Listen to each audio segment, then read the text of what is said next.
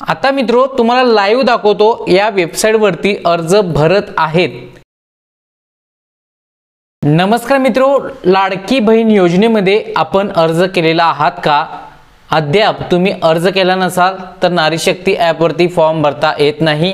Portal सुरू करण्यात आलेला आहे, त्यावरती तुम्ही फॉर्म भरू शकता। तिथे OTP इनव्हॅलिड येतं, पण बऱ्याच वेळेला तुम्ही ट्राय केला तर तुमचा फॉर्म OTP सक्सेसफुली येऊन जातो। त्यानंतर तुम्हाला फॉर्म भरावा लागतो। फॉर्म भरल्यानंतर त्यामध्ये तुम्हाला कागदपत्र अपलोड करावे लागतात। आता नारी शक्ती ॲप वरती ही कागदपत्र अनेक अपलोड करावी लागत होती, तर पोर्टल वरती थोडीशी कागदपत्र अपलोड करण्यासाठी कमी आहेत।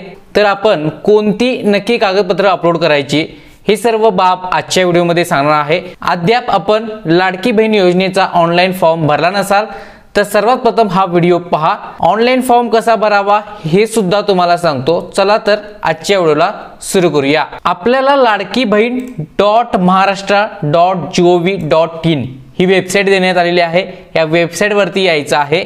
या वेबसाईट वरती आल्यानंतर सर्वात प्रथम आपल्याला अर्जदार लॉग इन करावं लागतं। इथे आता मोबाईल नंबर, पासवर्ड तुमचा आणि कॅप्चा टाकून लॉग इन करता। नवीन खाते तयार करण्यासाठी इथे ऑप्शन देण्यात आलेला आहे। जर नवीन यूजर असाल तर इथे खाते तयार करा या ऑप्शन वरती क्लिक करून नवीन खाते करायचं आहे। आता मित्रो तुम्हाला लाईव्ह दाखवतो या वेबसाईट वरती अर्ज भरत आहेत, याचं प्रूफ सुद्धा दाखवतो आणि तुम्हाला एरर काय येत आहेत हे सुद्धा सांगतो।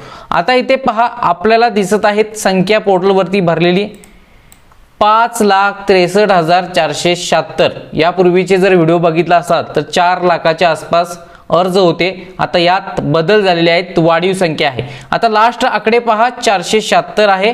बदल होतोय की नाही ते पाहायचं आहे। आपल्याला रिफ्रेश करावं लागेल। इथे पहा 591 झालेले आहेत, 5,63,591। पहा सेकंदाला फॉर्म भरले जात आहेत। पुन्हा एकदा रिफ्रेश करतो, 591 दिसत आहे। पहा 620, याचा अर्थ पोर्टल वरती फॉर्म भरले जात आहेत। आता तुमचाच फॉर्म का भरला जात नाही यामागचं रिझन सांगतो। सर्वात प्रथम पहा, आपल्याला कागदपत्र कोणती अपलोड करायची हे सांगतो आणि तुमचा फॉर्म का भरला जात नाही हे सुद्धा सांगतो। इथेच आपल्याला पाहता येतंय आवश्यक कागदपत्रे या ऑप्शन वरती क्लिक करायचं आहे। या ऑप्शन वर क्लिक केल्यानंतर सर्वात प्रथम आधार कार्ड आहे ते अपलोड करायचं नाही आहे। आधार कार्ड अर्जामध्ये आधार कार्ड प्रमाणे नाव नमूद करावे। ज्या वेळेला तुम्ही लॉग इन करता त्यावेळी तुमचं नाव आधार कार्ड प्रमाणे नमूद करायचं आहे, हा ऑप्शन आहे। दुसरं पहा, आदिवास प्रमाणपत्र। आता आदिवास प्रमाणपत्रामध्ये कोणकोणते कागदपत्र अपलोड करू शकता पहा।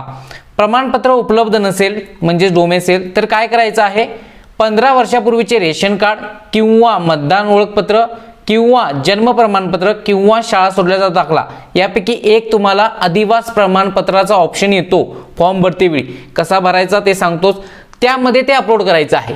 एक झालं। दुसरं पहा, महिलेचा जन्म परराज्यातील असल्यास पतीचं काय अपलोड करायचं आहे, 15 वर्षापूर्वीचं रेशन कार्ड किंवा मतदान कार्ड किंवा जन्म प्रमाणपत्र किंवा शाळा सोडल्याचा दाखला किंवा आदिवास प्रमाणपत्र यापैकी एक। परराज्यात महिलेचा जन्म झाला असेल तर पतीचं अपलोड करायचं आहे। दुसरा ऑप्शन झालेला आहे म्हणजे।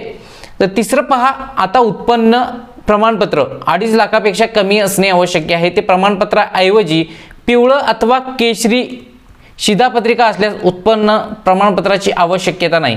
यामध्ये पिवळं किंवा केशरी असेल तर टिकमार्क करायची आणि पिवळ्या किंवा केशरी रेशन कार्डची पहिली बाजू आणि दुसरी बाजू असा ऑप्शन आहे, त्यामध्ये तो अपलोड करून घ्यायचा आहे। शुभ्र शिधापत्रिका असल्यास अथवा कोणतीही शिधापत्रिका नसल्यास वार्षिक उत्पन्न 2.5 लाखापर्यंत असल्याचे प्रमाणपत्र आवश्यक।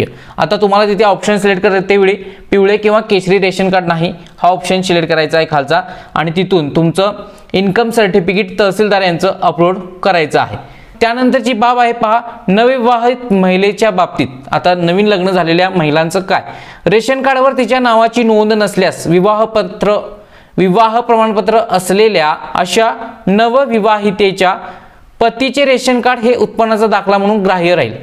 जर तुमचं नाव रेशन कार्डात नसेल, नवविवाहित वधू असाल तर पतीचं रेशन कार्ड हे अप्रूव्ह केलं जाणार आहे। त्यानंतर पहा, बँक खात्याचा तपशील। आता यामध्ये महत्त्वाची बाब आहे पहा, इथेच जाणून घ्या। खाते आधार कार्ड लिंक असावे। जे खातं देणार आहात ते आधार कार्डची लिंक असलेलंच द्या। आता कोणतं खातं आधार कार्डची लिंक आहे, व्हिडिओ बनवलेला आहे, तो जाऊन पहा, आपल्या चॅनलवर आहे. लाभार्थी महिलेचा हमीपत्र व फोटो. हमीपत्र टिकमार्क करून साइन करून अपलोड करायचा आहे आणि फोटो. यामध्ये कोणकोणते कागदपत्र अपलोड करायचे आहेत पहा.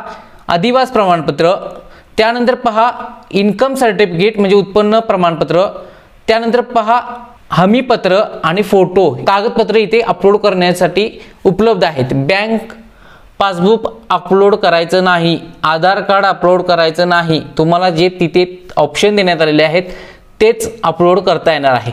अशा पद्धतीने ही कागदपत्र तुमच्याकडे असणं पाहिजेत. पोर्टलवरती फॉर्म भरते वेळी नारी शक्ती ॲपवरती बरेचसे कागदपत्र अपलोड करावी लागत होती. त्यामध्ये आधार कार्ड होतं, बँक पासबुक पण होतं, यामध्ये नाही आहे. अशा पद्धतीने तुम्हाला ही कागदपत्र तुमच्याकडे ठेवा आणि ऑनलाईन फॉर्म भरा. आता ऑनलाईन फॉर्म कसा भरायचा हे पण सांगतो. पहा, मगाशीच आपण रिफ्रेश केलेलं होतं, संख्येत वाढ झालेली आहे. पहा 5,64,494. रिफ्रेश केल्यानंतर पहा पुन्हा इथे 5,64,529. पहा इथे फॉर्म भरले जात आहेत. फक्त आपल्याला सर्व्हर भेटला पाहिजेत. आता तुम्ही ज्या वेळेला आधार नंबर टाकून OTP फिल करायला जाता, इनव्हॅलिड OTP हा येत आहे. तर त्यासाठी काय, पुन्हा तुम्ही ट्राय करा. आता मी सरकारला विनंती केलेली आहे ट्विटर हँडलवरती, त्याची लिंक मी देतोय डिस्क्रिप्शनमध्ये, तिथे जाऊन तुम्ही ट्विट करू शकता की नारी शक्ती ॲप जर पुन्हा सुरू केलात तर सर्व महिलांचे फॉर्म भरले जातील. तर तुम्ही रिट्विट करायला पाहिजेत, कमेंट केली पाहिजेत. तर सरकारने जर ते पाहिलं ट्विट तर यावरती उपाय म्हणून नारी शक्ती ॲप अपडेट करून तुमच्यापर्यंत पोहोचवतील. पण तुम्ही रिट्विट करणं गरजेचं आहे. त्याच पद्धतीने माझी बहीण लाडकी योजनेचा ऑनलाईन फॉर्म पोर्टलवरती कसा भरायचा हे पाहायचं असेल, हा व्हिडिओ सप्ताह इथे प्ले करण्यासाठी आहे. या लिंकला क्लिक करायचं आहे आणि त्या पद्धतीने फॉर्म भरू शकता. तुमच्या काही कमेंट असतील, कमेंट सेक्शनचा वापर करा. पुन्हा भेटूया नेक्स्ट महत्त्वपूर्ण व्हिडिओ घेऊन. जय हिंद, जय महाराष्ट्र.